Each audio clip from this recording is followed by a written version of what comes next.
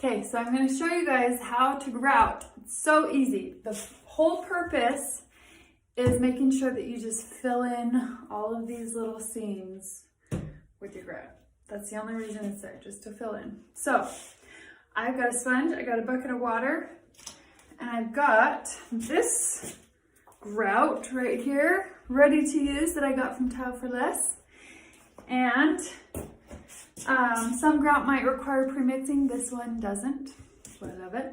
So first, I'm getting my sponge all wet, and I'm going over and I'm just gonna take off all of this, the thin set, because there's a little bit of the cement back here that kind of gets on the front as you tile. So you want to clean all that off. And last night I went through with my little knife and I got it out from all the edges. You don't want any in the edges. When it's time to grout, just load your grout, float up with your grout, and just come at it from an angle, up and down, and just keep moving it around until you fill in all those cracks.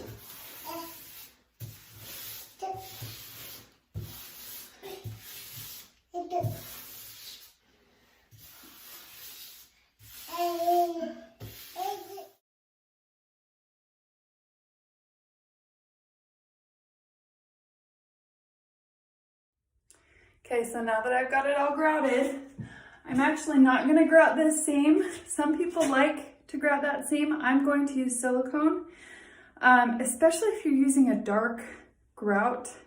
You might not want to do that because it will change the whole color of, or the whole look of your shower. So I'm not going to, I'm just going to fill that in with silicone.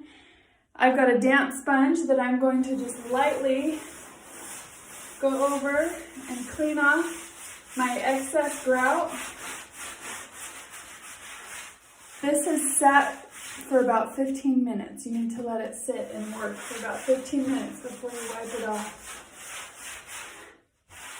And then once you have a dirty sponge, rinse it in your bucket and try again.